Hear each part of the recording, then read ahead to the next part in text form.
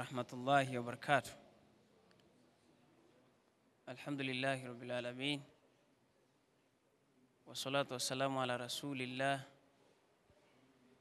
وعلى آله وصحبه أجمعين. Ama bado tumekutana hapa kwa ajili ya muendelezo wa darasa zetu katika msikiti huu wa Masjid Nuri Manyema, na kitabu chetu ambacho tunachokisoma hapa ni kitabu kinachoitwa Umdatu Salik. Tunaeleza masala mbalimbali ya sheria kwa kupitia kitabu hiki. Na katika masala ambayo kwamba tunayoeleza tumefika katika masala ya at-tayammum, kutayammam. Kutayammam ni kuna utaratibu wake, kuna maelekezo yake, manake kuna masharti, kuna sababu, kuna na mengineyo ambayo kwamba yameelezwa katika utaratibu wa kutayammam. Tumeeleza masharti tukayafahamu, baadaye tukaja tukaeleza sababu tukazimaliza. Sasa hivi tumefika katika wajibati, yale mambo ya wajibu katika tayammum. Yale mambo ya, kwa sababu unapofika mahala mtu haruhusiwi kutumia maji, hawezi tu moja kwa moja kuingia kwenye kutumia mchanga mpaka zile taratibu zikamiliki. Zile taratibu zitakazomfanya aruhusiwe kuhamia kwenye kutumia mchanga ni mpaka zikamiliki. Lakini pale zinapokuwa hazikukamilika, basi nadhani tuliona pia mtu anaweza kukawa kuna baridi na anayo maradhi, kuna baridi kali sana na anayo maradhi ambayo kwamba yeye anaumwa. Sasa akitumia maji, yale maji yanakuwa ni sababu ya yeye kuongezeka yale maradhi alionayo. Baridi ni kali sana kiasi ambacho yeye akitumia maji tena inakuwa sababu ya maradhi kuongezeka, inakuwa ni sababu ya kuzidi maradhi, inakuwa ni sababu ya kupata athari mbaya, ile shaynan fahisha, kupata athari mbaya katika fi'udhu dhahiri, katika viungo vya wazi. Sasa maelekezo ya huyu mtu ambaye kuna baridi kali na hawezi kutumia maji kwa mazingira hayo, anaambiwa atatumia mchanga. Lakini akishamaliza kutumia mchanga ataswali. Akimaliza kuswali, akija akipata kitu cha kuyapashia yale maji, kama ni hita au akapata kitu cha chochote, yani alhasuli, baadaye labda muda huo pengine asubuhi, yani hivyo, baadaye pakiwa vizuri, kuna uwezekano kuyatumia maji na asipate madhara yoyote, anaruhusiwa baadaye aje atumie maji.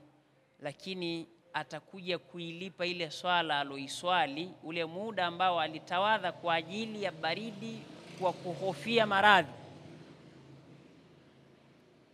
Anaruhusiwa kutayammum swali, lakini akija baadaye anatakiwa aje airudie ile swala akishakuwa ametawadha vizuri. Ndio taratibu zinavyoelekeza hivyo. Kwa hiyo ni mambo ambayo kiakili unaweza ukaona kama yanana, lakini ndo sheria inatoa maelekezo hayo.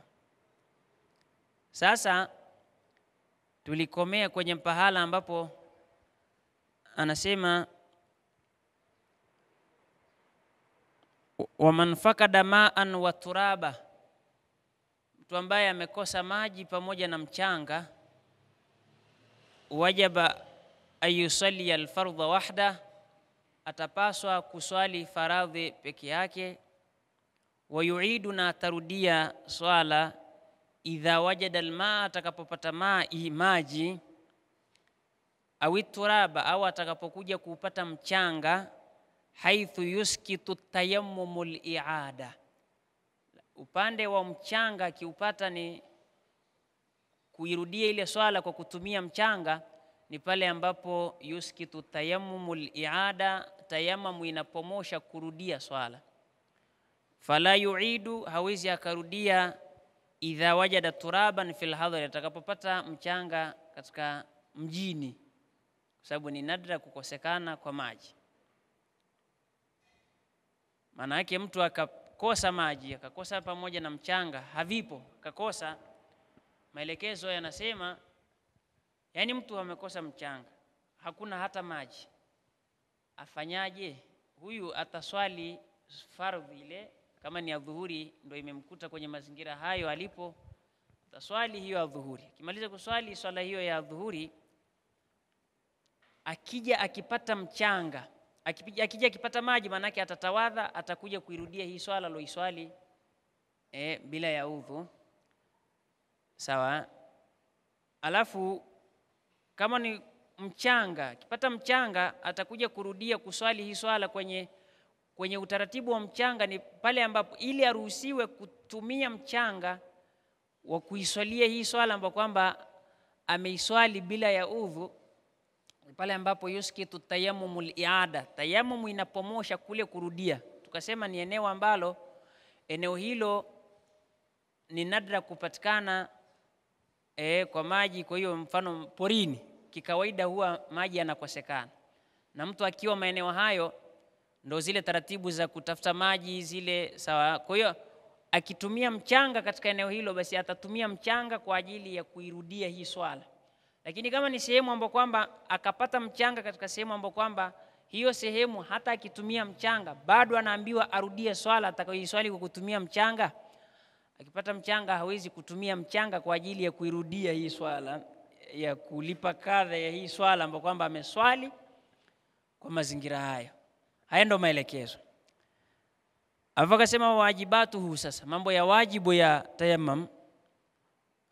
Wajibatu hapa akiwa na maana ai arkanuhu, zile nguzo zake. Hapa wajibu akiwa na maana ya nguzo. Nguzo za tayammum sab'atun, ni 7. Nguzo za tayammum ni 7. Ya kwanza ni an-niyatu, ni kutia nia. Kwanza kabisa ni kutia nia. Fayanui, atanuia istibahata fardhi salati, kuhalalikiwa ni faradhi ya swala, ndo atanuia hivyo.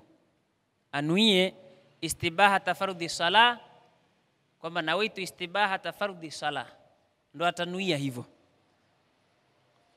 Au istibahata, au atanuia kuhalalikiwa muftakirin ila tahara, atanuia kutaka uhalali, kuhalalikiwa na jambo ambalo muftakirin, linahitaji ila tahara, linahitaji tahara. Kuna jambo, mfano we huna udhu, na ukiwa huna udhu, mfano kushika msahafu ni haramu. Kushika msahafu ni haramu, sawa. Kugusa pia ni haramu, sawa.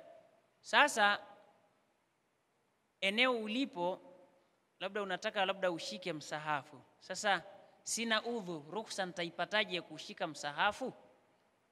Na eneo nilipo hakuna maji, nifanyaje? Kwa hiyo utatayamam kwa ajili ya upate uhalali wa kushika ule msahafu au kuubeba ule msahafu. Kwa hiyo nia yake itakuwa sawa, utasema nawaitu istibahatan li amrin muftakirin ila tahara. Utanuia hivyo kwamba na nuia kwa ajili ya kuhalalikiwa ni jambo ambalo linahitaji tahara, kama hilo kushika msahafu, basi utakuwa umepata uhalali ukifanya hivyo. Wala yakfi niyatu rafu alhadath, haitoshi ukiwa unatayamamu ukanuia nia rafu alhadath, ya kuondosha hadathi, wala fardhu atayammum, wala fardhu ya kutayamam, kwa sababu wenyewe sema atayammamu la yarfa'u alhadatha, tayammamu haiondoshi hadathi. Na ndio maana hata mtu atakayetayamam, mfano mtu alikuwa na janaba, umefika muda wa kuswali, mtu alikuwa na janaba, umefika muda wa kuswali, pengine ni adhuhuri, Kwa hiyo sheria inasema na eneo alipo hakuna maji ya kuogea, je, ndo nibaki niuachie ule wakati wa dhuhuri uishe hivi hivi? Hamna.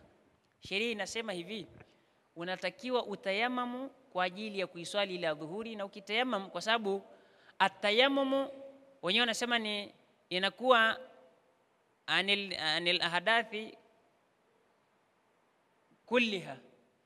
Tayamamu inakuwa ni badala ya hadathi zote, maanake kubwa na ndogo. Ukitayamamu basi unapata ruksa ya yale uliokuwa umeharamishiwa ukiwa na janaba, lakini katika eneo ambalo umekosa maji ya kuogea, una janaba mathalan, sasa unataka kusali, sasa utaswaliji? Kwa sababu kuswali ukiwa na janaba ni haramu, eneo ulipo hakuna maji. Kwa hiyo sheria inasema utatayamam kwa ajili ya kuruhusiwa kufanyaje? Kuswali. Sasa je, nikitayamamu kwa kuwa nimepata ruksa ya kuswali na nikaswali swala ya fardhi, je, ndo janaba limeondoka hivyo?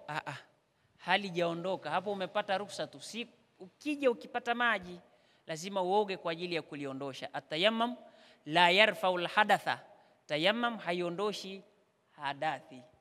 Kwa hiyo hadathi ile bado. Kwa hiyo siku ukipata maji utatakiwa uoge kwa ajili ya kuliondoa lile janaba siku ukipata maji. Kwa hiyo pale umepata tu ruksa ya kufanyia yale, lakini sio kwamba ndo umeondosha. Kwa hiyo hata nia yake ndo anasema wala yakfi, na wala haitoshi niyat rafu al hadath, haitoshi kusema niyat, mfano nawaitu rafa al hadath, haitoshi kusema hivyo ukiwa unatayamam, manake hauiondoshi ile. Lazima useme nawaitu istibahata kama ni fardhi swala na nia nyinginezo ambazo zinahitaji hivyo. Wala fardhu tayammum, na wala haitoshi nia kusema nawaitu fardhu tayammum, hii bado haitoshi. Sasa anasema fa in tayammama, ikiwa mtu atatayammam li fardhin, kwa ajili ya faradhi, wajaba niyatul fardhiyya, itapasa ile nia ya ufaradhi. Hii alfardhiyya lazima itapasa, lakini la ta'inuhu min dhuhurin au asrin, si lazima kuainisha dhuhuri au lasiri. Mfano yeye mwenyewe anasema bal, lakini lau mtu akanuia fardhu dhuhuri, akanuia kwa ajili ya kuhalalikiwa na faradhi ya dhuhuri, basi istabaha bihi al-asra, atakuwa amehalalisha bihi, kwa hiyo tayammum al-asra, atakuwa amehalalisha kusalia la asiri. Mfano mimi nimetayammamu kwa ajili ya swala ya dhuhuri, nikasema nawaitu istibahata kwa ajili labda ya adhuhuri, alafu adhuhuri nikawa mimi sikuswali na sijapatwa na kitu chochote ambacho kinatengua tayammum, kwa sababu huko tunakoenda tutaona tena kuna vibatilishi vya tayammum. Vile sijapatwa na vile vibatilishi vya tayammum, na mimi nimetayammamu kwa ajili ya swala ya dhuhuri, alafu nikawa sijaiswali ile dhuhuri kwa namna moja ama nyingine, na sikawa sikuhuduthu, sikupatwa na chochote cha kunitengua ule udhu, ila tu sikuswalia dhuhuri, ikafika la asiri, huu udhu nilotayamamia kwa ajili ya nini? Kwa ajili ya dhuhuri, naruhusiwa kuswalia la asiri, naruhusiwa kuswalia la asiri, au nafanya jamu ya takdimi au taakhir. Mimi nimenuia na tawadha na tayammamu kwa ajili ya kufanya jamu takdim, nikatayammamu kwa ajili ya sasa jamu takdimi. Taratibu zake si anasema unatakiwa uswali kwanza nini? Jamu takdim. Ukiona swali jamu takdim, mfano adhuhuri na alasiri, ukiona unafanya jamu takdimi, unatakiwa anza na nini? Unatakiwa anza na nini? Na swala iliyoko ambayo ni swala gani? Adhuhuri, si ndivyo? Sasa mimi nikatayamam kwa ajili ya hii swala ya adhuhuri, pengine nataka nifanye, niko safarini, nikatayamam kwa ajili ya swala ya adhuhuri, nataka nifanye jamu takdim, sio? si ndio inayotangulia hiyo? Sio Nikawa siku swali, nikaamua mimi ngoja nifanye jamu taakhiri. Sifanyi jamu takdimi, nafanya jamu taakhiri. Kwa jamu taakhiri manake sawa sawa nikaja nikaswalia kwenye alasiri. Sheria inakuruhusu kusalia hii tayamamu ile swala nyingine, kwa sababu tayamamu moja unaruhusiwa kuswalia fardhi moja peke yake. Unapotaka kuswali fardhi nyingine, basi unatakiwa tena utayamamu upya kwa ajili ya kusalia ile fardhi nyingine, japo hujapatwa na vibatilishi. Sawa, ila upande wa sunna kama tutakavyotoa maelekezo hapa. Kwa hiyo haya ni maelekezo ya kwamba lau mtu akanuia akatayamamu kwa ajili ya swala fulani, kwa masharti ni kuswihi. Maana huku mwanzo katika masharti yake tuliona ili masharti ya iswihi tayamamu ni wakati uwe umeingia. Sasa swali, je, bwana sasa maana hapa tena anatoa maelekezo kama masharti ya kuswihi tayamamu ni wakati uwe umefanyaje? Uwe umeingia.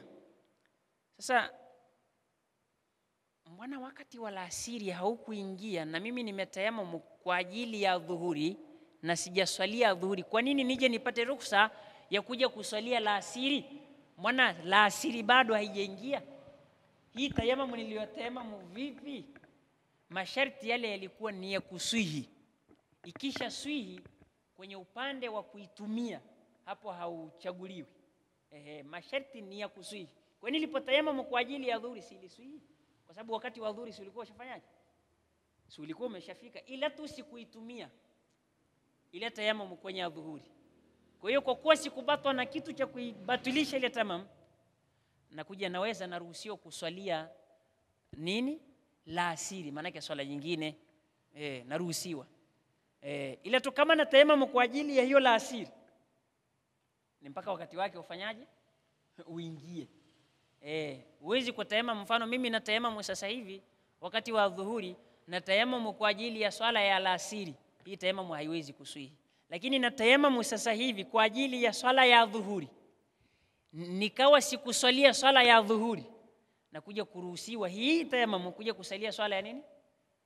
Kwa sababu iliswihi nilipokuwa nikitayamamu, kwa sababu nimetayamamu ndani ya wakati na ikawa imekwisha swihi kwa sababu ilikuwa ndani ya wakati ambao kwamba ni wa dhuhuri. Masharti ya wakati kuingia ni kuswihi.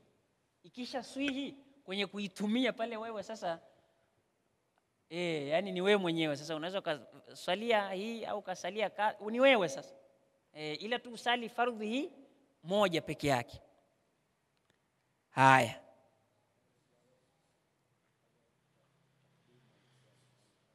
Na ukaipiga dabu haiwezi.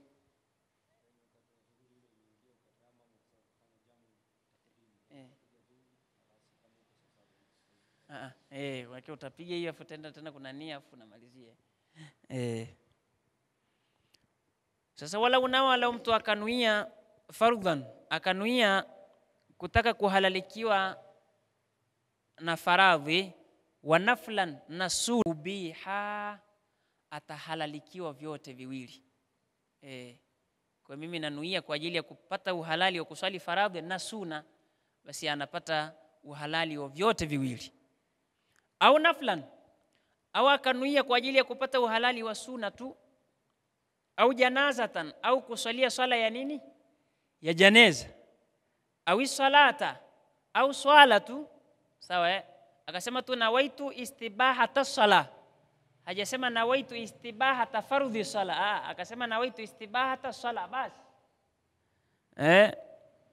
Anasema lam yastabihi alfardha, hawezi kuhalalisha hiyo nia. Yeye huyo hawezi kuhalalisha kwa hiyo nia alonuia ya kutaka kuhalalikiwa na swala tu, au janaiz, alitia nia ya janaiz, au alitia nia ya nini?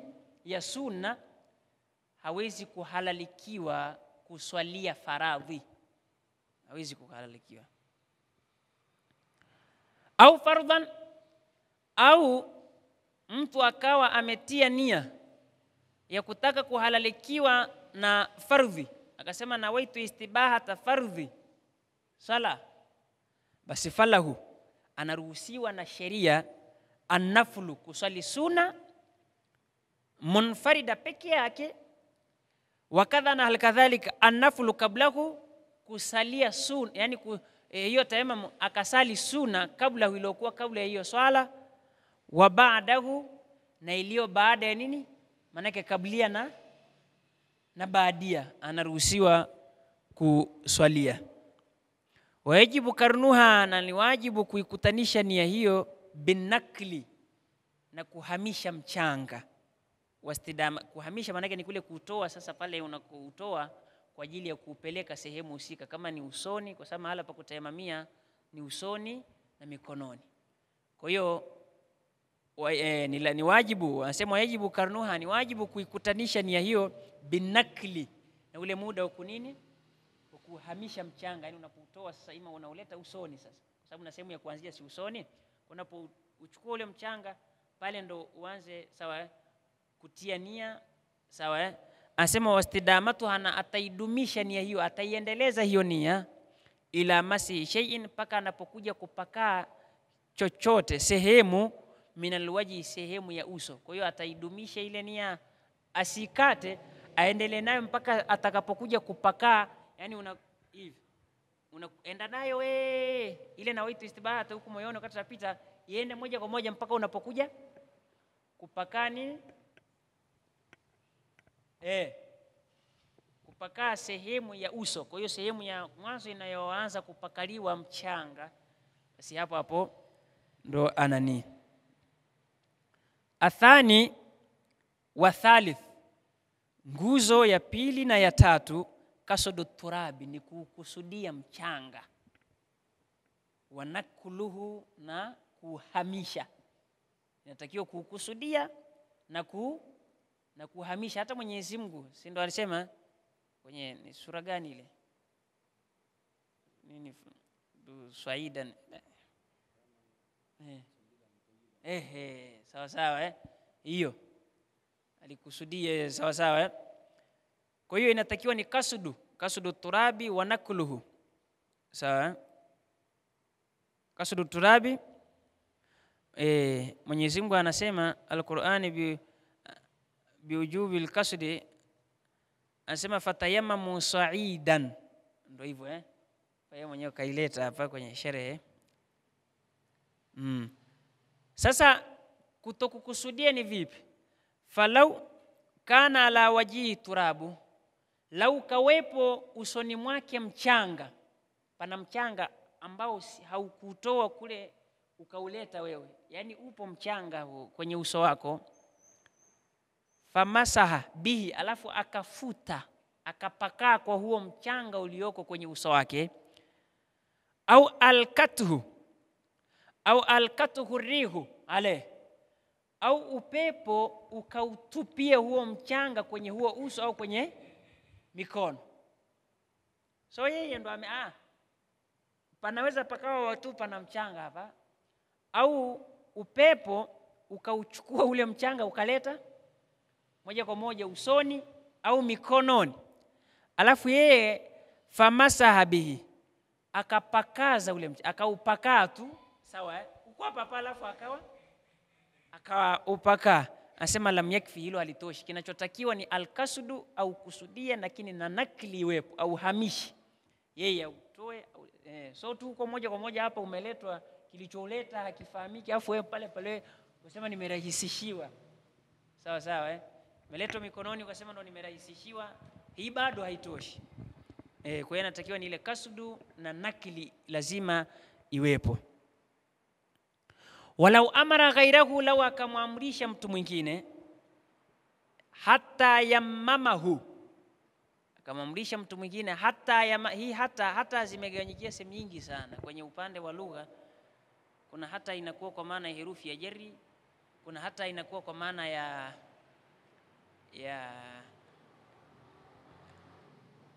hata pale aliposema akaltu samakata, hata kuna muda hii hata inaweza ikawa ni herufi ya atfi. Ukisema akaltu samakata hata raasiha, hapa inakuwa ni herufi ya jeri. Akaltu samakata hata kuna muda unakadiria hata raasuhu makulu katika masala ya kinahau. Sasa mimi ninachotaka kukisema kwamba hii hata ilikokaa hapa imekaa kwa maana ya faa usababia. Maana yake hata ilipokaa hapa inakaa kwa maana ya nini? Ya faa usababia. Sasa kwa kuwa imekaa kwa maana ya faa usababia, maana yake tafsiri yake itakuja walau amara ghairahu, lau mtu akamwamuru mtu mwingine, hata yamamahu, maana yake fatayamamahu, tuitoe hii hata tuweke fei, ndo taratibu zinavyosema hivyo.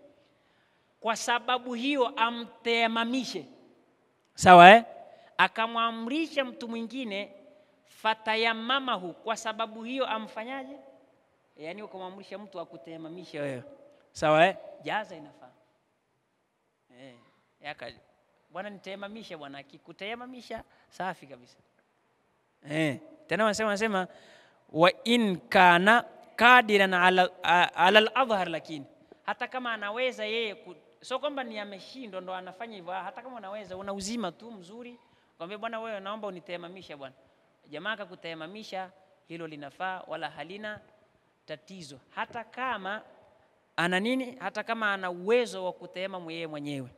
Halal adhhar, kwa mujibu wa kauli inayoitwa adhhar, kwa sababu hizi kauli za imamu kuna kauli kadimi, kuna kauli adhhar, kuna jadidi, sawa sawa, zina tofautiana. Kwa hiyo hapa ni halal adhhar, maana yake kwa mujibu wa kauli adhhar, si ndivyo kuna kauli kadimi, kuna kauli jadidi, kuna kauli adhhar, sawa kuna kauli za imamu zina tofautiana.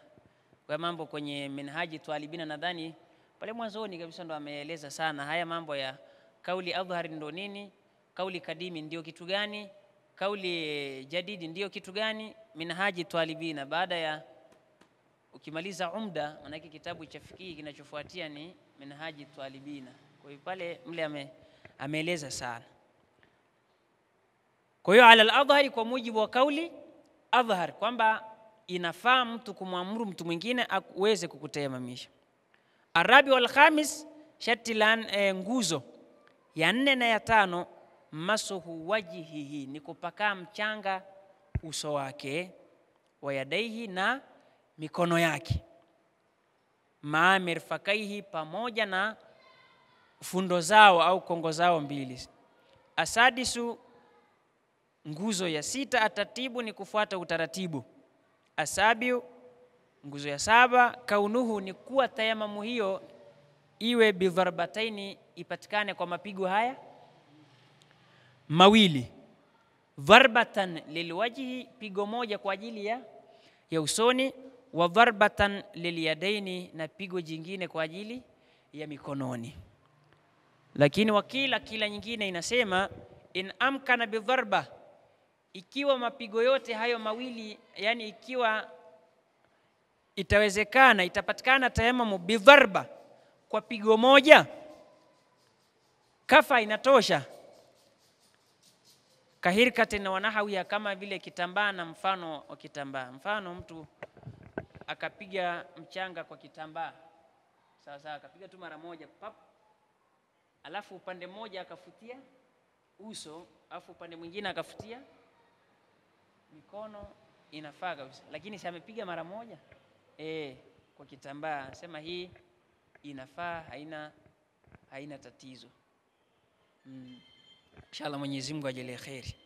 Tukomee hapa, tutakuja kutuondokea wa sunanuhu, na hapa kwenye suna zake ndo hata ameelekeza namna gani, amekuelekeza namna hata ya kupitisha mkono wakati unatayama unadhani, na hapo ndo mlango moja kwa moja utakuwa unaendea mwishoni. Maana kesho inshallah Mwenyezi Mungu akijalia khairi, mlango wa tayamamu nadhani tutaumaliza inshallah.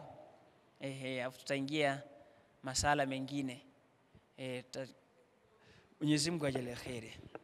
Mwenyezi Mungu atupe mahaba ya ilmu, Mwenyezi Mungu atupe ikhlasi. Al-Fatiha.